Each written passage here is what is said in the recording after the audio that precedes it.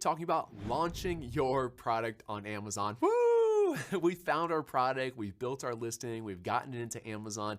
Now it's time to make those initial sales. Unfortunately though, for a lot of people, they list their product on Amazon, they get all excited, they wake up the next day to see crickets. No one purchased their product. And that's a difference between a successful launch on Amazon and a unsuccessful launch on Amazon.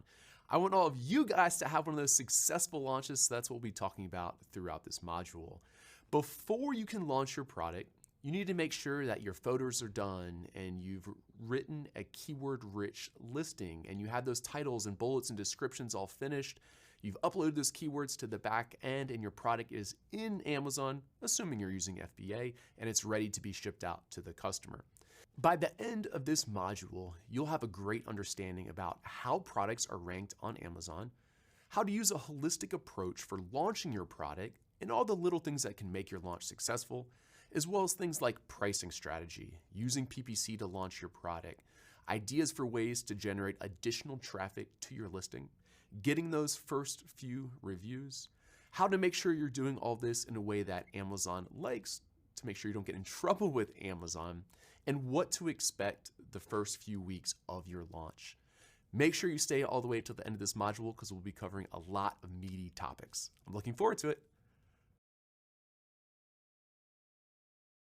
By the end of this lesson, you'll have a great understanding of how Amazon ranks products on their platform. This is an important thing to understand when we're thinking about launching our product, because ultimately that's what we're trying to do, is improve the rank of our product.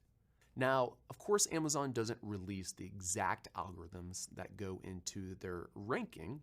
However, over the years, I've found a few factors that I'm confident directly correlate to your keyword rank. These would be sales velocity, sales history, and the conversion rate of your listing. Now, you might be thinking, okay, what are some of those? Sales velocity is the rate at which your product is selling. Sales history is how many sales you've made over a period of time. And conversion rate means for each person who goes to your listing, what's the likelihood for them to convert? Or out of 100 people, how many of those would convert, which means purchase your product when they land on your listing? Now, of course, there's a lot of things that go into the conversion rate, and we'll cover those a little bit more in a minute. Now, when we're first launching our product, our goal should be how do we get as many sales as soon as possible in order to increase our sales velocity, which in turn lets Amazon know that customers like our product and are purchasing it.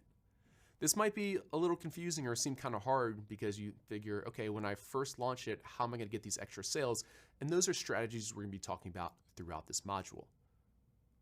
Sales history is a little bit harder to control since, of course, you don't have any history, but that's going to come over time by improving the rank of your product, which in turn will help it get more sales.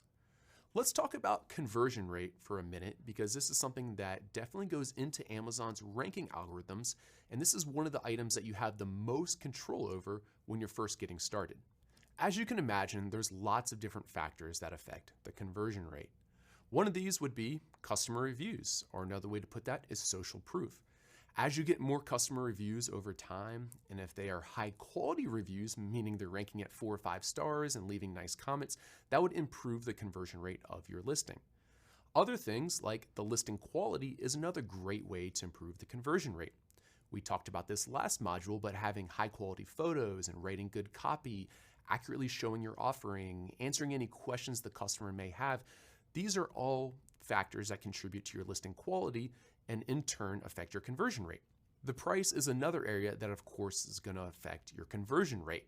A lower priced product is probably going to convert at a higher rate than what a higher priced product would. So you can keep that in mind when you're doing your initial launch.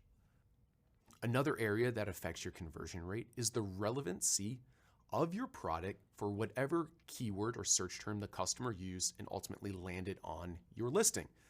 By using keywords in your title, in your bullets, and your description that are relevant for your specific product, it's more likely that a customer looking for your product is going to end up on it. An area we spoke about in the last module is optimizing for mobile devices. And as you guys know, since more than half of Amazon purchases take place on mobile devices, that's a great place to be optimizing for in order to improve our conversion rate. The last area that I'll speak about is the speed of fulfillment. As we all know, customers on Amazon expect to get their products very quickly. If you're doing merchant fulfilled, where you're fulfilling your own packages and they aren't able to take advantage of the prime shipping, it's less likely that customers are going to purchase your product and therefore decrease your conversion rate.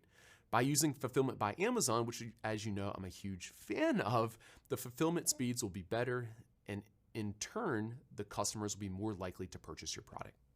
So now that you guys understand big picture of what it takes to rank your product well on Amazon, let's dive into what strategies we can use to get those initial sales. I'll see you in the next lesson.